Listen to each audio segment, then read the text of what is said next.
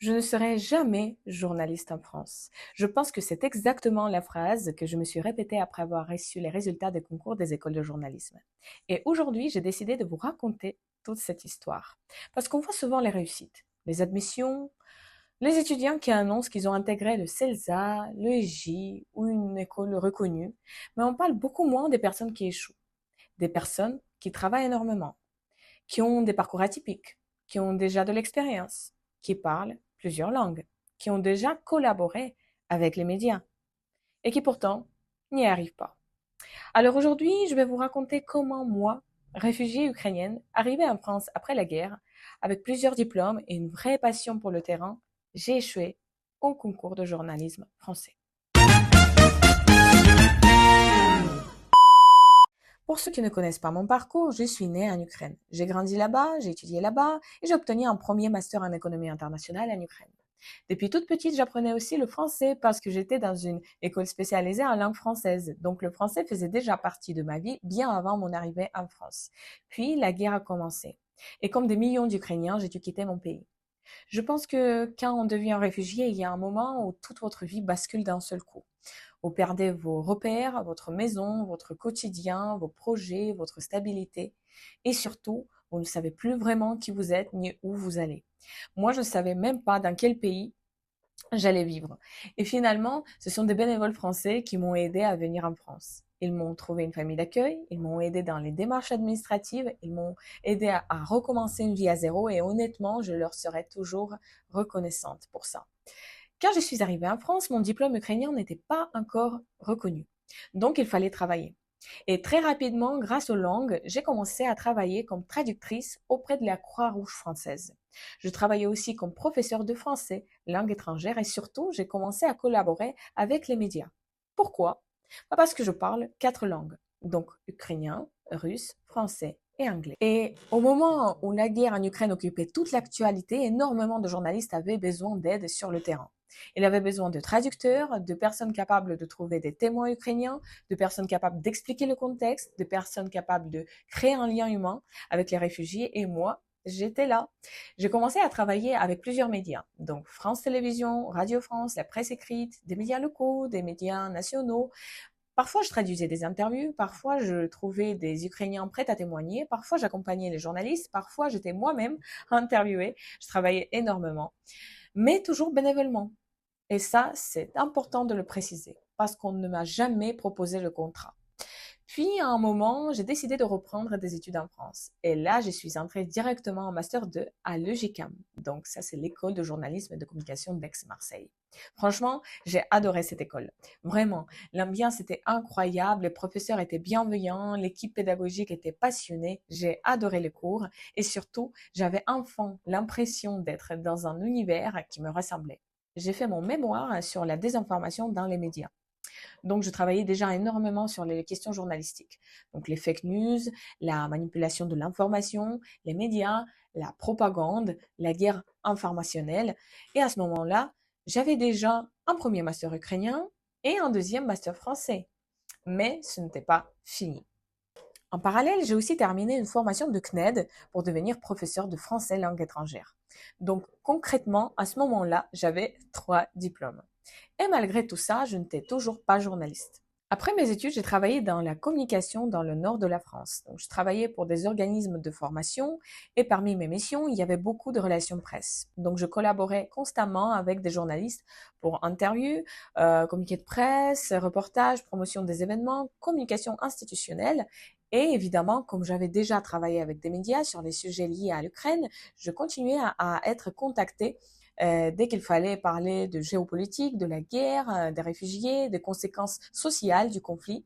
Mais plus le temps passait, plus je comprenais quelque chose. Je ne voulais plus simplement aider les journalistes, je voulais être journaliste moi-même. Je voulais être sur le terrain, je voulais raconter des histoires humaines, je voulais découvrir des parcours atypiques, je voulais inquiéter, je voulais comprendre le monde, je voulais le transmettre et surtout, je voulais être utile. À un moment, une presse écrite locale m'a proposé un CDD de 2 mois comme reporter local. Et honnêtement, ça a été un énorme dilemme parce que j'avais déjà un CDI stable dans la communication et le CDD proposé n'était pas qu'un remplacement temporaire de 2 mois. sans garantie derrière. Donc, j'ai refusé. Et aujourd'hui encore, je me demande parfois si je n'ai pas raté un tournant important de ma vie. Puis finalement, j'ai quitté mon CDI et là, je me suis dit, maintenant, je vais chercher un travail de journaliste. Honnêtement, c'est là que le mur est arrivé. Impossible, absolument impossible, mais avec mon expérience avec les médias, mes langues, mes contacts, mon vécu de la guerre, mes connaissances de l'Ukraine, mes diplômes, partout, on me demandait la même chose. Vous avez un diplôme reconnu en journalisme? Et là, j'ai compris quelque chose de très dur. En France, le journalisme est un milieu extrêmement fermé. Plusieurs journalistes avec qui j'avais travaillé m'ont conseillé de tenter le concours des écoles reconnues. Ils me disaient, mais tu as un profil atypique, tu parles 4 langues, tu connais le terrain ukrainien, tu pourrais vraiment avoir une place importante dans ce métier. Alors, j'y ai cru. Alors, j'ai commencé à chercher les écoles reconnues et il faut savoir quelque chose. Donc, en France, il existe énormément d'écoles qui proposent des formations au journalisme, mais très peu sont réellement reconnues par la profession. Et les écoles reconnues, ce sont les plus difficiles d'accès. Il faut passer des concours extrêmement sélectifs. Moi, j'en ai choisi deux, donc le GICAM et le CELSA. Pourquoi le GICAM? Parce que j'y avais déjà étudié et que j'ai adoré cette école. Et pourquoi le CELSA? Parce que c'est l'une des écoles les plus prestigieuses en France. Tout se passe via la plateforme de la conférence des écoles de journalisme et il faut créer un dossier. Envoyez votre CV, envoyez votre lettre de motivation des fois ou payez les frais de candidature.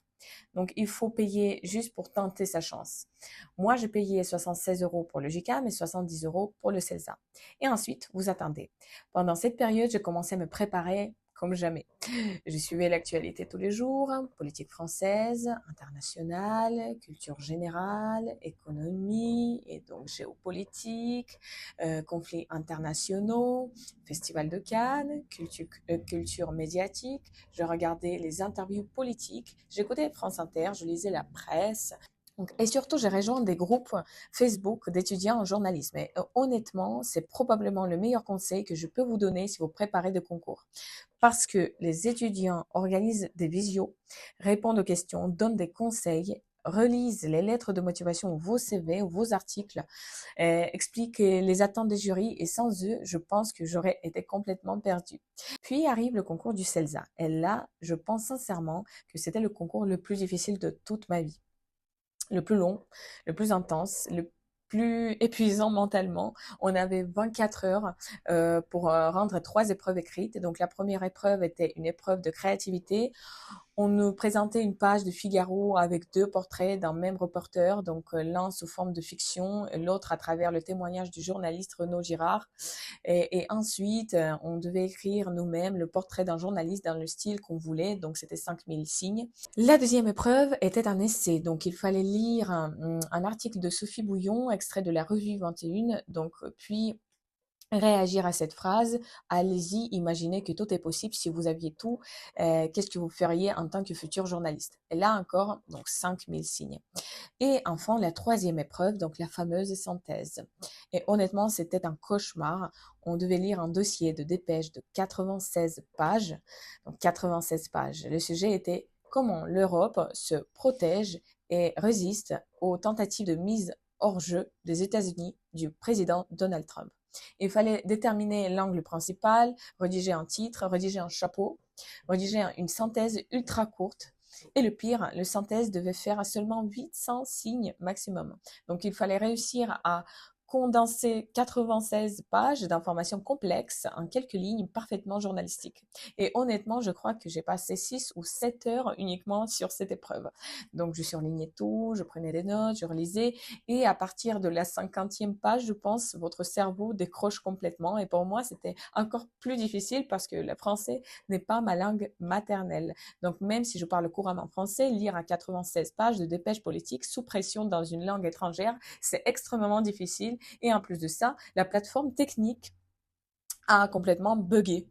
Donc les serveurs plantés, impossible de se connecter, impossible d'envoyer les fichiers. Donc les groupes Facebook étaient remplis de candidats paniqués et honnêtement, sans les mails du CELSA qui nous envoyaient les sujets directement, ça aurait été catastrophique. Alors, si vous voulez regarder mes écrits pour le CELSA, je vais l'afficher à l'écran dans cette vidéo. Donc vous pourrez mettre la vidéo en pause pour lire plus précisément ce que j'ai écrit.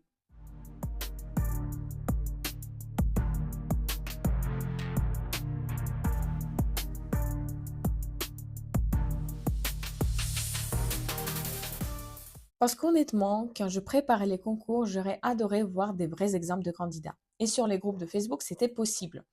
Quelques semaines plus tard, donc je reçois le résultat refusé. Pas admise à l'oral, sans explication, sans correction, juste un mail automatique et honnêtement, ça m'a fait très mal.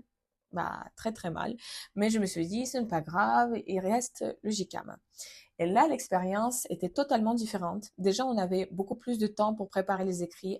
Alors, c'était quoi les épreuves écrites de l'UGCAM? Il y avait principalement une lettre de motivation et un article de 2000 signes sur votre projet professionnel dans le journalisme. Donc, contrairement au CELSA, où il y avait énormément d'analyses, de synthèses, de culture journalistique pure, à l'UGCAM, on cherchait davantage à comprendre votre personnalité, votre motivation, votre vision du métier et votre projet. Et franchement, j'ai trouvé ça beaucoup plus humain et surtout, je pense que ça permettait davantage au profil atypique de s'exprimer. Alors, j'ai été admise à l'oral et là, j'étais tellement heureuse. D'ailleurs, si vous voulez regarder mon écrit personnel pour le GCAM, je vais afficher à l'écran dans cette vidéo.